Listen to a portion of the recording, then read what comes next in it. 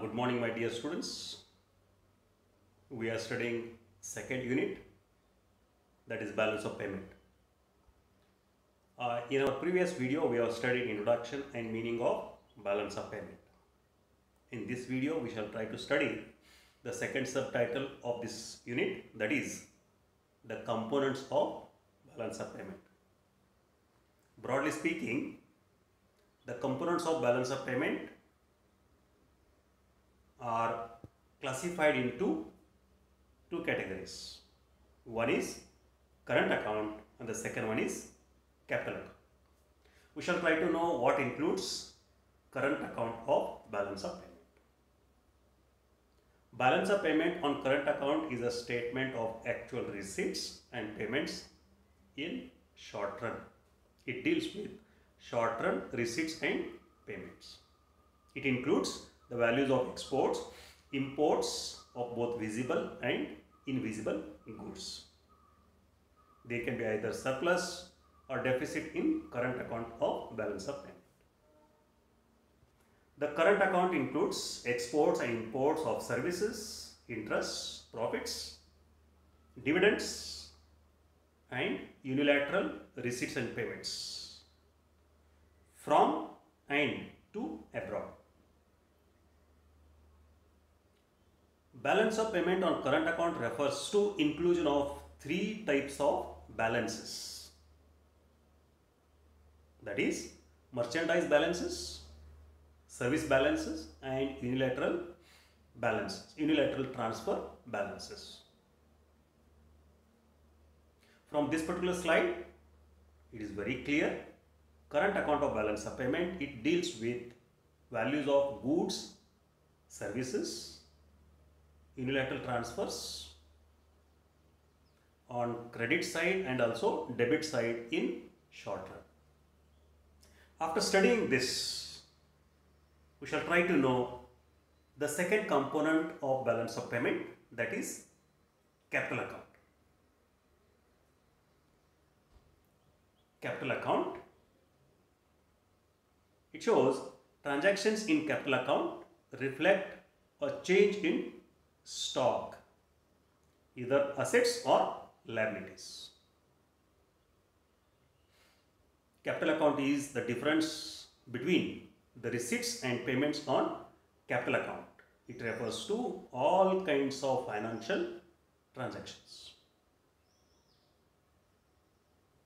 Capital account involves inflow and outflow in relation to investment, in relation to financial aspects in short term, medium term, and long term. After reading this particular slide, what we have understood? We have understood that capital account of balance of payment, it speaks about only financial transactions between one country and rest of the world in short term, medium term, and long term. Capital account does not deal anything other than financial transactions. This is what we need to keep in our mind as far as capital account is concerned. Next to this, there is another component of balance of payment which is not so important, but without which calculation of balance of payment will be incomplete. Which is that component? It is insignificant. This component is insignificant, but important to mention and maintain in calculating balance of payment. That is errors and omissions. The entries under this head relate mainly to leads and lags in reporting of transactions.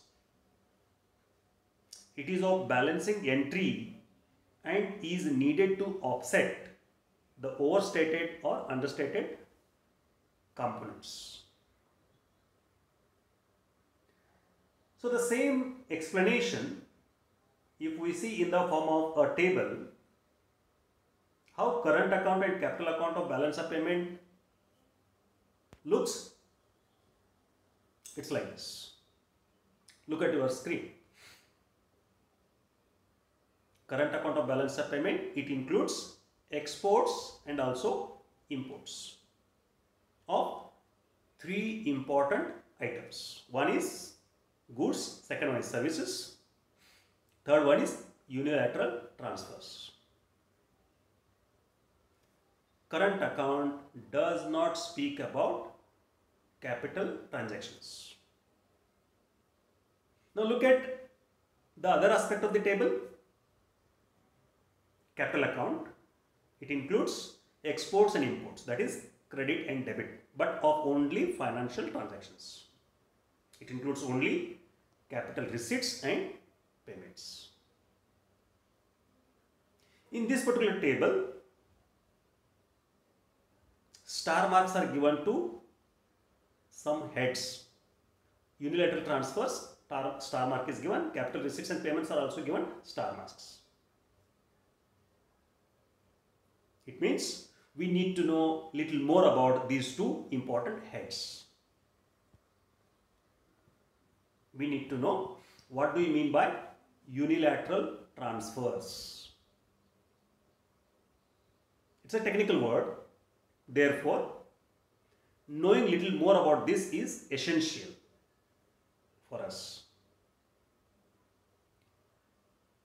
Unilateral transfers are one-sided transactions which include private remittances, government grants, pension payments, disasters relief, donations, charities, gifts, and so on.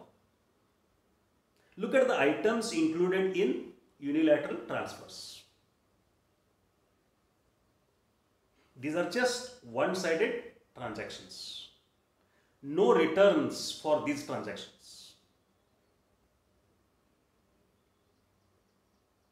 If a country offers gift to another country, the offering country does not expect anything in return for the gift. Such kind of transactions are mentioned under the head called unilateral transfers.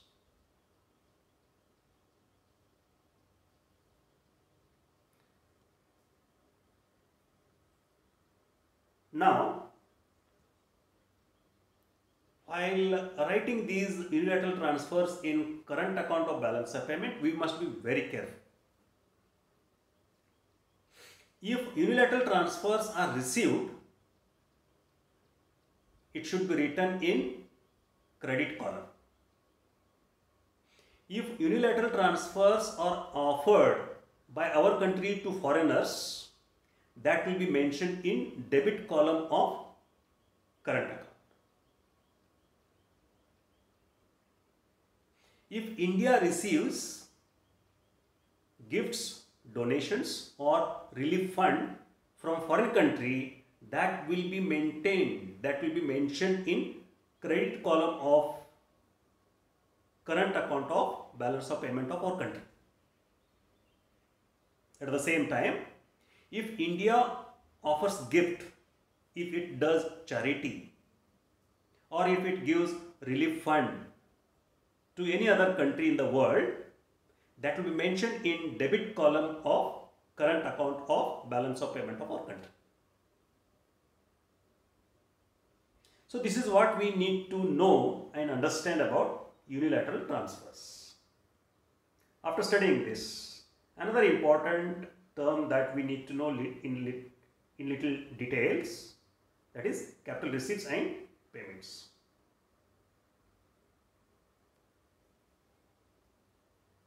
What are these capital receipts? Capital receipts are capital inflows. It shows inflow of money in our country. Capital receipts are capital credits. Capital receipts include foreign direct investment. It includes external borrowings. It includes non-resident Indians' deposits maintained in the country. It includes investment made by foreigner in stock market in India. In general, capital receipt speaks about inflow of money in the country. What about capital payments? It speaks about outflow of money, outflow of capital, which is mentioned on debit column of capital account. Look at the heads that we consider under capital payments. Investment made by Indian in foreign countries. Investment made by Indians in foreign stock markets. If Government of India gives loan to foreign countries, that will be the part of capital payments. Deposits maintained by foreigners who are staying in the country, who are staying in our country, that will be the part of capital payments. Capital payment, it speaks of outflow of money, money flowing from our country to other countries, either in the form of loan or in the form of investment or in the form of deposits and so on. So with this, we end our discussion on current and capital account of balance of payment of a country. This knowledge, this information is important to understand our next video. In our next video, we'll be discussing on a caselet. We shall take a mathematical problem in connection with current account and capital account of the balance of payment, and we shall try to solve it. That caselet is important from the point of view of examination. With this, I conclude my video lecture. Thank you.